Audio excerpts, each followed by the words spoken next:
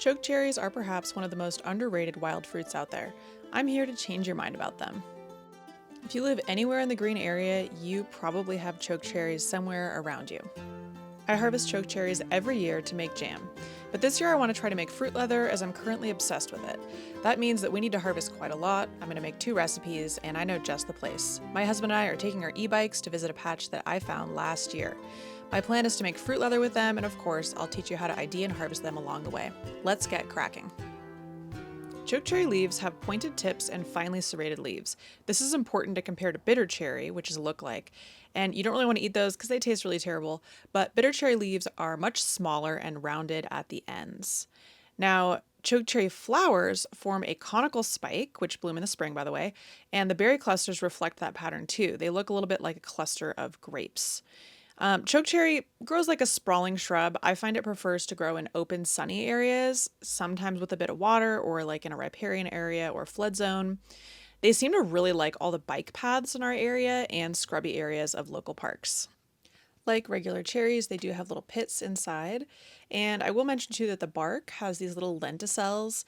They're basically little wart-looking white dots on the bark, and those lenticels are something that almost all cherry species have.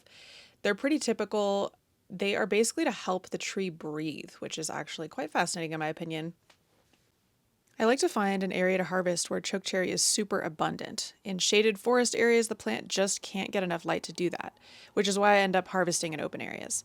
It's always important to leave some for others when you harvest anything in the wild, and in chokecherry's case, this includes birds, other humans, and even bears. They're called chokecherries because they are really astringent when you eat them raw, and the pit is pretty large, so you can eat them raw, but it's not the best. However, cooked and with sugar, they are quite nice. Like I mentioned earlier, I make chokecherry jam every year, which is deep red and really quite good. There's a recipe for chokecherry jam in my book, Edible Plants of the Pacific Northwest, which I'll link in the description. But remember today that we are making fruit leather. There is a second, darker color of chokecherry. These different colors of the same species are called phenotypes, and this darker phenotype is a lot more astringent, so I don't necessarily recommend harvesting this if you have the choice. Maybe you're harvesting somewhere where there's only that species, so I guess go for it and you'll just have to add a little bit more sugar. For this video, I tried 2 different harvesting methods, and one definitely turned out to be a lot better. So the first harvesting method that I used was basically just stripping the cherries off of the stem completely.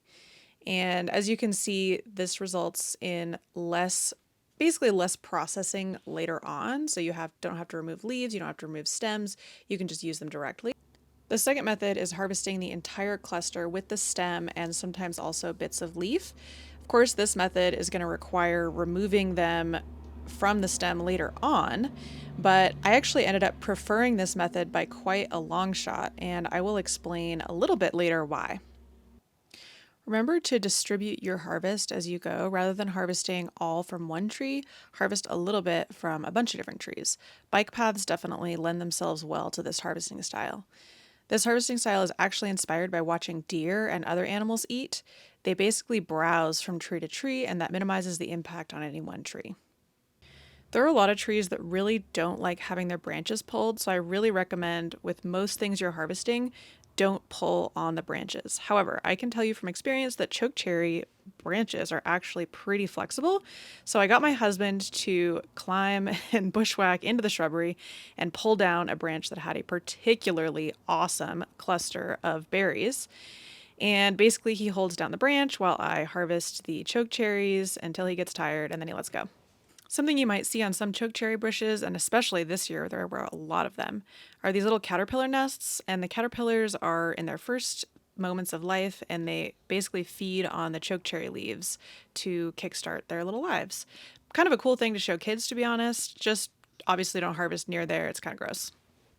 Here are the chokecherries that I stripped off of their stems. And here are the berries with the stems and leaves still attached that I harvested in clusters. As you can see, the cherries stayed intact a lot better than the ones that I stripped off. Now it's time to carefully pack away the chokecherries into our bike bags and head home. If you wanted to use hard-sided containers, this might help them get less squished during the ride. All right, time to bike home and make some fruit leather. First, I'm going to freeze the clusters for later use. When you freeze berries on the stem, they actually pop right off. So we're not going to wash them, we're just putting them directly on this pan and into the freezer. Once they're totally frozen, it's time to remove all of the stems and leaves. I give them a good massage ahead of time to knock the frozen cherries off of the stems, but you can also put them in a bag and bash them. Now you can either wash them immediately and use them, or you can put them in a freezer bag, label it well, and put it back in the freezer. Now we're making the chokecherry apple fruit leather. The berries I stripped off the stems got a bit split, which is not my favorite. But in any case, the first thing that I always like to do is wash off the berries before I start cooking them. Then we're going to put them in our pot, and we're going to add just a little bit of water, like a half a cup or so, and put the lid on and bring it to a boil.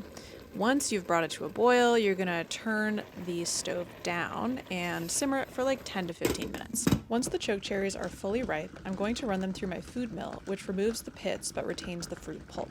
This is a necessary item for making things with chokecherry or other foraged fruits like hawthornberry. Fruit leather is fruit puree that has been dried out. The biggest risk when making fruit leather is putting too much water in, so make sure your puree is as thick as possible. I'm adding apples to my fruit leather because I'm concerned the chokecherries won't have enough pulp to hold the fruit leather together. I also foraged these apples, so I'm going to have to cut the worms out. Similar to the chokecherries, I'm simmering these apples for 10 to 15 minutes until they're totally soft, and then I'm going to put them in the food mill and take the skins out. I'm going to give you another nudge to buy a food mill because it's actually a really great way of removing apples from their skins as well when making applesauce. The result is looking very pulpy, which is perfect for our purposes in making fruit leather. All right, and quick disclaimer, I am not somebody who likes to measure a whole lot, so I am literally just going to pour them about 50-50 ratio into the same bowl. I'm going to reserve a little bit of the chokecherry liquid to experiment with in a just chokecherry fruit leather, which I, side note, actually ended up burning later on, so that didn't happen. We're going to give them a good mix and basically just pour them out on the tray. It's really important in this step to make sure that the entire thing is of uniform thickness. The reason for that is that if it's really thick in one area, it's going to take way longer to dry, and you don't want that. So I don't use a spatula, I just tip it. To dry it out, you can either use an oven, a dehydrator, or you can do what I do and put it in your sunroom with a fan on it.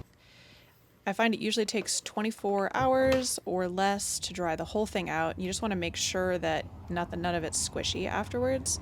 And once you've ascertained that it is dry, you can cut it up and roll it up if you'd like. Thank you so much for watching. If you enjoyed learning about chokecherry, give this video a like and subscribe for more foraging and plant knowledge. If you want to go deeper, you can check out my book, Edible Plants of the Pacific Northwest. I've linked it down in the description below. See you next time. I'd like to thank my husband for helping me film, but also for doing this absolutely epic photobomb.